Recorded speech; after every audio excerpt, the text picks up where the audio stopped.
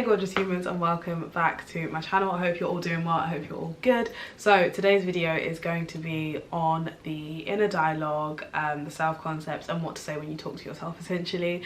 In my last video I did mention a little bit about the inner dialogue, and I did say I would go into it in a bit more detail. So yeah, that's what I'm going into today. If you like what you are about to hear and want to see more videos like this, go ahead and subscribe, hit the notification bell, all that fun stuff. So the inner dialogue, also known as the inner monologue, is essentially your thoughts. It's the voice in your head that basically runs commentary on what's going on around you. Our internal dialogue essentially reflects our self-concept, which is essentially what we believe to be true about ourselves, as well as what we believe other people believe to be true about us as well.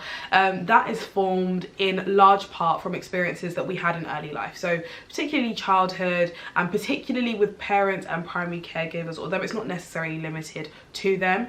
Bear in mind, as kids, it literally did us no favors to ever for a moment believe that the people that are responsible for our literal survival on this planet might get it wrong. We didn't have the ability to sort of break down all of the little nuances. Oh, somebody might be having a bad day, somebody might just be frustrated about whatever, somebody might have a reputation to uphold. We didn't have the brain capacity, if you like, to sort of analyze the situation, so we took everything very much at face value. And that's a really like simplified version of how it all works. But essentially we then go around into the rest of life with this collection of views about ourselves, and we interact from that perspective. There's a quote that says, we see the world not as it is but as we are. I'd go a step further and say we see the world as we believe ourselves to be, because in a lot of cases I do believe that the self-concept isn't always very accurate, especially when it's particularly like critical. But in any case, we go into the rest of life with that self-concept and with the resulting inner dialogue, and it influences how we show up. For example, I'll be honest, I've done a lot of work on sort of changing my self-concept, but at a point like I really considered myself to be like really like unlikable, difficult, not deserving of love, etc. And I would at points walk into a room and just be like, oh my goodness, I'm sure it's gonna be really difficult for me to find someone to talk to in this room if it was like a new space. And I would find that I would end up sort of just holding, like keeping myself together, like holding myself in one corner and just sort of staying there, and I wouldn't really get that much interaction because I was positioning myself in one corner.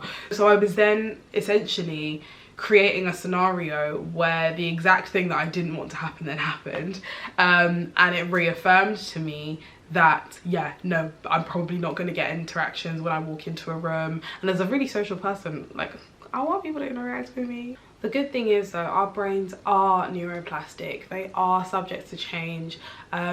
You'll have experienced it. I've experienced it. You have one experience and particular aspects of your worldview are completely shifted.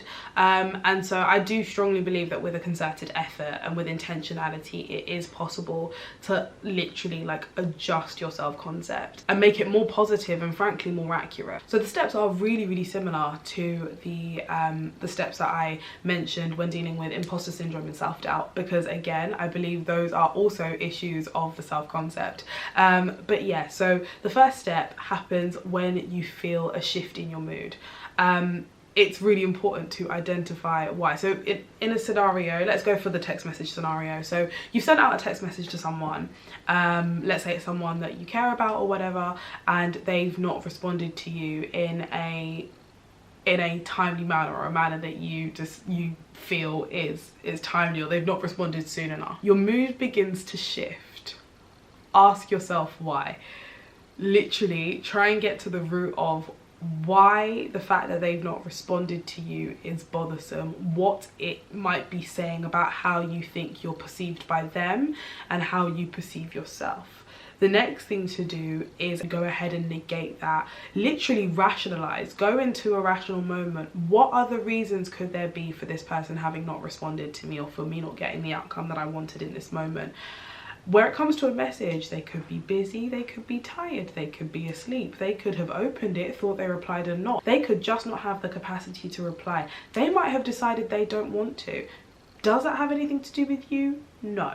And then the next thing is to just remind yourself who on earth you actually are. Like, remind yourself and affirm to yourself, I'm great, I am amazing, I am loved, I am valuable. And all of those things. And where it's a situation that pertains to another person, one thing I like to say is that I understand that everybody has their own issues. Not everything they do has anything to do with me, and I trust that if anything that they do does have anything to do with me, they will communicate that clearly to me. But the onus is not on me to try and guesswork and figure out and be hyper vigilant about what their intentions might be in a moment. Mine is to just deal with my emotional state and make sure I am well and happy. That's my sort of overview on the internal dialogue, the self-concept, and essentially reshaping that so that it's something a little bit more positive and more bearable.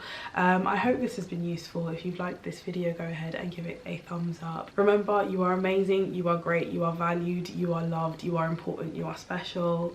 Go out and be great. Have an amazing rest of your day, your night, your afternoon. I love you all so much, and I will see you in my next one. Bye.